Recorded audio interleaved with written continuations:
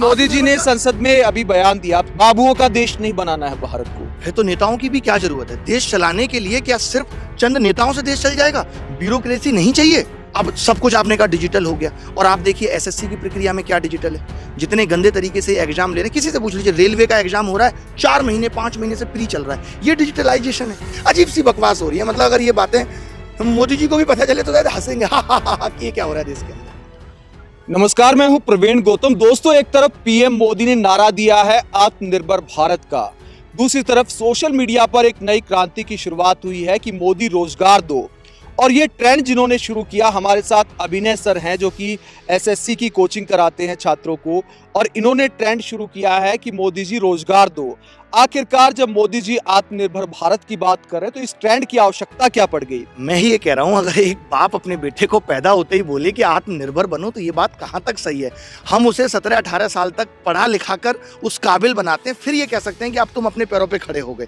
तो आत्मनिर्भर बनने के लिए आप सरकारी नौकरी दे दीजिए, फिर वो काम करेगा सरकार में, तब वो आत्मनिर्भर भी बनेगा। मोदी जी ने संसद में अभी बयान दिया, आपसे सरकारी नौकरी की बात करी, तो मैंने इसलिए आपको टोक रहा हूँ कि बाबुओं का देश नहीं बनाना है भारत को, तो प्राइवेट सेक्टर को भी बढ़ावा दिया जा रहा है। प्राइवेट सेक्टर को विलन की तरह क्यों प्रोजेक्ट किया जा रहा है? नहीं, आप एक बात, फिर तो नेताओं की भी क्या जरूरत है देश चलाने के लिए? क्या सिर्फ चंद नेताओं से देश चल जाएगा? ब्यूरोक्रेसी नहीं चाहिए। आप बताइए मुझे, किस नेता को एजुकेशन सिस्टम की जानकारी है? किस नेता को एसएससी यूपीएससी की जानकारी है? इन सब सिस्टम को चलाने के लिए तो सरकार को ही मतलब नियम बनाने पड़ेंगे या ऐसी पॉलिसी लानी पड़ेगी जिससे चले। तो उसके लिए कुछ लोगों की तो आवश्यकता होगी, या हर आदमी अपना प्राइवेट बिजनेस। मोदी जी ने तो ये भी कहा कि हर मोहल्ले में नौकरी क्रिएट करो और अपने माँ बाप के साथ बैठ के रूखी सूखी रोटी खाओ। तो मोदी जी को तो अभी ऐसा लगने लगा है अब कि मोदी जी उस तबके से निकल के ही नहीं आए जिससे हम सब लोग गुजर रहे हैं। अगर एक गाँव में हर आदमी अपनी परचूनी की दुकान खोल लेगा तो सामान खरीदेगा कौन? बताइए मुझे आप। बात कर रहे हैं ना कि आत्मनिर्भर भारत की, तो युवाओं को व्यापारी बनाने की तैयारी, कि युवा अपना बिजनेस करेंगे, स्वावलंबी बनाने का दावा किया जा रहा है कि अपना बिजनेस चाहे छोटा सा हो, चाहे पकोड़े तलने की दुकान हो या रेहड़ी हो या फिर कोई भी हो, मतलब उसमें बुराई क्या है?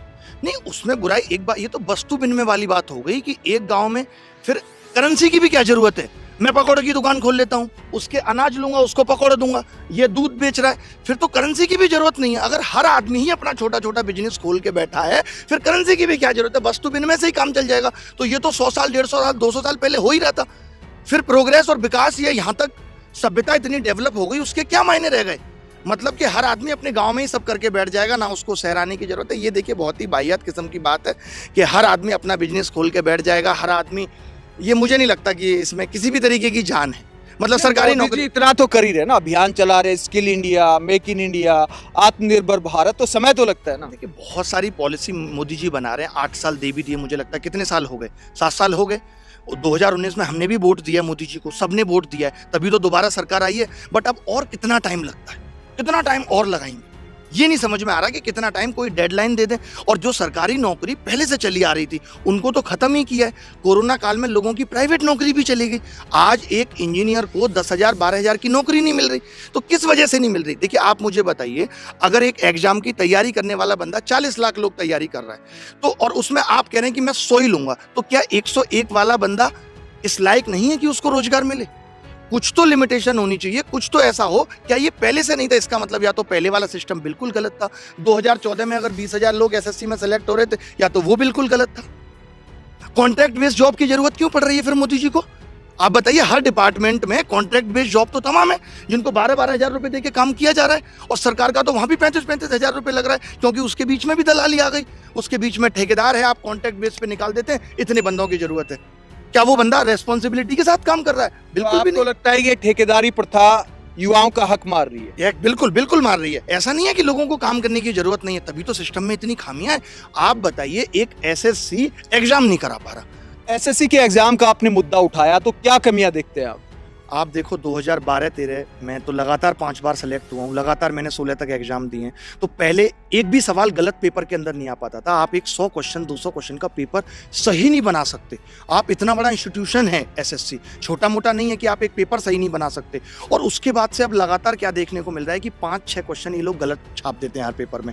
फिर ये क्या नोटिस निकालते हैं कि रिप्रेजेंटेशन मांगते हैं कि अगर आपको लगता है कोई क्वेश्चन का आंसर गलत है, कोई क्वेश्चन गलत है, तो बताइए, हमें पर क्वेश्चन 100 रुपये देना होगा।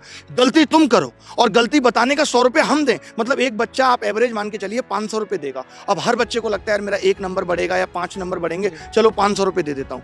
जबकि इससे नुकसान खाली 500 रुपये का ही नहीं है, सरकार को फायदा इससे बहुत है। जब पेपर में कोई गलत सवाल आ जाता है तो उस गलत सवाल को हमें नहीं पता होता कि ये गलत है, मतलब उसका करेक्शन कराने का भुगतान करना पड़ता है और सरकार करोड़ों कमाती है। करोड़ों कमाने का जरिया इसको बना लिया। और आप सोचिए पहला ही क्वेश्चन गलत है, मुझे तो पता नहीं है, मैं तो कहता हूं आप पैसे भी कमा लो लेकिन उसके ऊपर लिख दो ये गलत है, इसे मत करो। उस गलत को करने में पेपर के अंदर कई बार हमारी 10 मिनट भी खराब हो जाती हैं, हमें नहीं पता ना कौन सा गलत है, हमें लगता है कहीं हम तो गलत नहीं है। तो इस तरीके की चीजें। और लगातार वैकेंसी तो आप देख रहे हो 2014 के बाद से आज 6000 वैकेंसी रह गई और वेटिंग लिस्ट नहीं है। जो बच्चा, एक तो आप क्या कर रहे हो कि 2018 का रिजल्ट अभी नहीं आया, 19 का आधा दे दिया, अब इन दोनों को एक साथ दोगे तो जो बच्चा 18 में सेलेक्ट होगा उसे खुद नहीं पता मैं होऊंगा, तो वो 19 का भी फॉर्म भर रहा है। यानी एक वैकेंसी 2-2 बार काउंट हो रही है। ये दिखाने के लिए आप कम से कम वेटिंग लिस्ट चला देते, 1000 बच्चों को आप 1500 बच्चों को वेटिंग में रख देते कि ये बच्चे वेटिंग में, अगर इनमें से कोई भी नौकरी छोड़ेगा तो हम इन पीछे वाले बच्चों को जॉब दे देंगे। कोई वेटिंग लिस्ट नहीं है। तो 19 का रिजल्ट आ गया है और 18 का नहीं आया, तो ये क्या मामला है? मतलब पूरा रिजल्ट नहीं दिया अभी तक, ये नहीं बताया 18 में किस किस को लेंगे, और 19 में ये कह दिया कि आधा रिजल्ट मतलब टीयर 2 तक दे दिया और टीयर 2 और टीयर 3 एक साथ करा रहे हैं। आपको मैं मोटे मोटे शब्दों में समझाऊं कि आईएएस के पेपर में मेंस कराओ साथ में और इंटरव्यू भी ले लो, और कोई इंटरव्यू के मार्क्स जो वीडियो बनी है उसे बाद में देख के डिसाइड करेंगे। अजीब अजीब बकवास सी हो रही है कि टीयर 2 टीयर 3, फिर टीयर 3 की जरूरत क्या है? कि मैं तो कहता हूं कि इससे तो सरकार का खजाने पे भी फर्क पड़ रहा है। आपने इतने बच्चों का टीयर 3 करा लिया, कॉपी पेज कुछ तो खराब हुआ होगा, अब आप कह रहे हो कॉपी उन्हीं की चेक करेंगे जिनका टीयर 2 क्वालिफाई है। तो पहले क्वालिफाई करके ही देख लेते, क्या जरूरत थी टीयर 3 कराने की? अजीब सी बकवास हो रही है। मतलब अगर ये बातें मोदी जी को भी पता चले तो शायद हंसेंगे, कि ये क्या हो रहा है देश के अंदर। अजीब सी ही बात है। मोदी जी ये भी तो कहते हैं ना कि सरकारी नौकरी कम हो रही है, तो क्या हुआ, प्राइवेट सेक्टर को बढ़ावा दे रहे हैं। अच्छा आप एक बात बताओ, अगर सब कुछ सही चल रहा है, ये जो मुझे लग रहा है आप जैसे बता रहे हैं, सारे मीडिया वाले ऐसे ही बता रहे हैं कि सब कुछ बहुत अच्छा चल रहा है, मोदी जी भी कह रहे हैं सब कुछ बहुत अच्छा चल रहा है, अगर सब कुछ इतना अच्छा चल ही रहा है तो क्या ये युवा और या क्या युवा के जो टीचर ये सब पागल हो गए? हम लोग कम पढ़े लिखे हैं, लाखों विद्यार्थी हमने पढ़ा दिए। मैं पिछले 3 साल से फ्री एजुकेशन चला रहा हूँ, लाखों बच्चों से मैं रूबरू हो चुका हूं सामने से। तो लोग क्यों परेशान है जब सब कुछ ठीक चल रहा है? जनता इतनी पागल है? मैं ये समझता हूं 10 लोग, 20 लोग, 50 लोग पागल हो सकते हैं, गलत हो सकते हैं, उनको भड़काया जा सकता है, बट लाखों में लोग। आप सोचिए जब अभी स्पीक अप हमने चलाया था 6 महीने पहले, तो 70 मिलियन लोगों ने ट्वीट करके कहा था कि हाँ हम बोलना चाहते हैं रेलवे। आज सरकार ये कह रही है कि हम सीईटी ला रहे हैं। सरकार के पास कोई प्लानिंग नहीं है, बस वो बोलना जानते हैं। जैसे आपने कहा मोदी जी ने ऐसा कह दिया, किस प्लानिंग से कह दिया? आप अभी सिर्फ रेलवे का एग्जाम कराने में 5 महीने खा जा रहे हैं प्री का, अब आप रेलवे, बैंक, एसएससी सबको कंबाइन करने जा रहे हैं। आपको लगता है कि आप 1 साल तक तो प्री का ही एग्जाम चलाएंगे? जब हमारे पास अभी वैसा सिस्टम नहीं है तो हमें तोड़ तोड़ के काम नहीं करना चाहिए। मुझे नहीं लगता अभी सीईटी की जरूरत थी, अभी सीईटी की जरूरत ही नहीं थी, क्योंकि आप सीईटी लागू कर ही नहीं पाएंगे। तो जो डर नहीं लगता कि आप ज्यादा तूफान खड़ा करेंगे सोशल मीडिया पर, तो आपको भी आंदोलन जीवी या कंगना जैसी तो आपको देशद्रोही भी कह सकते हैं। नहीं, देखिए ऐसा कहने से कुछ नहीं होता। हम ये ऐसे ही नहीं कर रहे कि आज हम उठे और कह दिया। हमने कंगना की तरह फिल्में दिखा के लोगों से पैसा नहीं हड़ पाए।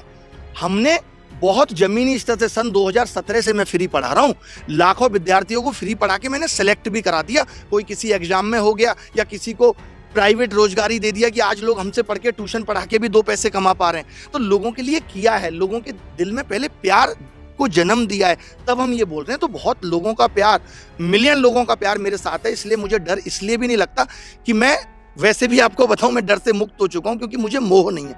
मुझे बस ये है कि जो कमियां हैं, जैसे कंगना जी तो खुद ही 3 साल पहले कहती थी हमारे घर में बिजली पानी आ रहा है तो क्या हमें दूसरों की चिंता नहीं होनी चाहिए? वही मेरा भी है, मेरा आज भी है कि अगर मेरा सब कुछ ठीक चल रहा है, मैंने भी इस दौर से गुजरा है। मैं भी आज से 6 साल पहले विद्यार्थी होता था, तो मैंने भी वो दर्द देखे हैं कि एक माँ बाप कैसे अपने बच्चे की नौकरी के लिए भगवान से मन्नत मांगता है, इसकी नौकरी लग जाए, कुछ हो जाए। तो मैं उन सब दर्दों से गुजरा हूँ। और डर किस बात का है? सच बात कह रहे हैं, ऊपर वाला भी देख रहा है, भगवान भी देख रहा है। अपनी तरफ से अच्छा करने की कोशिश कर रहे हैं और फल की चिंता करते नहीं, अच्छा मिले या बुरा सब बर्दाश्त। आपको दुख होता है कि जो युवा क्रिकेट सितारों को भगवान का दर्जा देते हैं, फिल्मी हीरो हीरोइन को पता नहीं क्या क्या कह डालते हैं, दबंग, सिंघम, तो जब युवा आवाज उठाते हैं कभी भी इनका कोई ट्वीट तक नहीं आता? नहीं, देखिए अब सबका वही हो गया, जैसे कहा कि मीडिया है वो भी सरकार की गुलामी कर रही है, सब यही कर रहे हैं। लेकिन मुझे इस बात का इतना स्ट्रॉन्ग इंट्यूशन और भरोसा है कि ये कुछ दिन की बात है। अगर हम इसी तरीके से आवाज उठाते रहे ना तो ये एक तरीके से ज्वालामुखी की तरह फटेगा और ये सब साथ आएंगे। आप देखिए अभी वो चीज फट नहीं रही, वो डर अभी बना हुआ है सरकार का। जिस दिन ये डर खुलेगा, जब लोगों को लगे आज वो लोग भी मोदी जी करते हैं जिनको पता है कि आज उनके घर में भी रोटियों के लाले पड़ रहे हैं, तो ये लोग सब अभी आएंगे साथ। वक्त लगेगा, मैंने यही सोचा है, पेशेंस रखना पड़ेगा। बिना धैर्य के जीवन में कुछ नहीं मिला। मेहनत कर रहे हैं और सफलता जरूर मिलेगी। ये सेलिब्रिटी भी बोलेंगे, देखना आप आगे आके, आज ये सब भी सपोर्ट करेंगे। वो वक्त भी आएगा और हमला कर रहे हैं।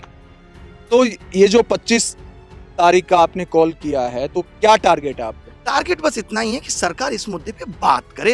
अब देखिए, अब ट्विटर पे मैं एक ट्रेंड करा के बहुत कुछ तो लिख नहीं सकता, मुझे ये चाहिए, मुझे वो चाहिए, ऐसा कुछ नहीं है।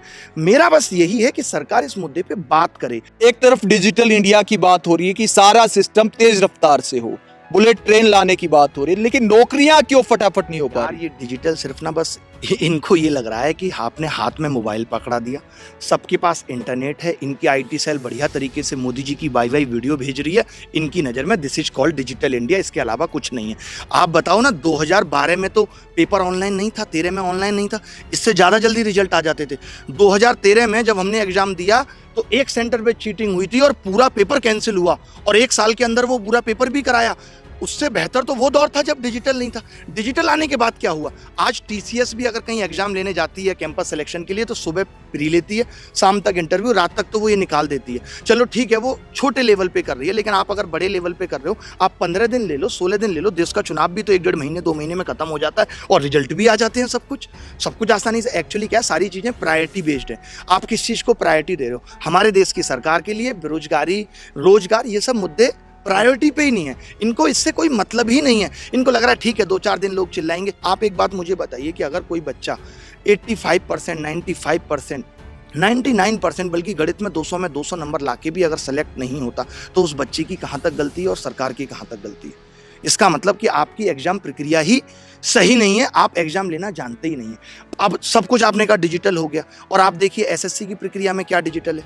जितने गंदे तरीके से एग्जाम ले रहे, किसी से पूछ लीजिए, रेलवे का एग्जाम हो रहा है 4 महीने 5 महीने से प्री चल रहा है, ये डिजिटलाइजेशन है? बताइए। अभिनय जी, बहुत बहुत शुक्रिया और दुआ करते हैं कि आपका ये अभियान युवाओं के लिए कुछ बदलाव भी लेकर आ सके। तो ये अभिनय सर हैं जिन्होंने शुरुआत की है कि मोदी जी रोजगार दो, 2 करोड़ रोजगार हर साल देने का वादा किया था प्रधानमंत्री ने। तो युवाओं को भी सवाल करना चाहिए कि पीएम साहब, आपने वादा किया था तो वादा निभाइए और कम से कम जो भर्तियां होती हैं उनकी जो प्रक्रिया है उसको तो थोड़ा तेज कीजिए। बुलेट ट्रेन ना सही, सामान्य ट्रेन की तरह तो चलाइए। आप रोजगार के मुद्दे पर मोदी सरकार के काम को कैसे देखते हैं? कमेंट बॉक्स में अपनी राय जरूर दें।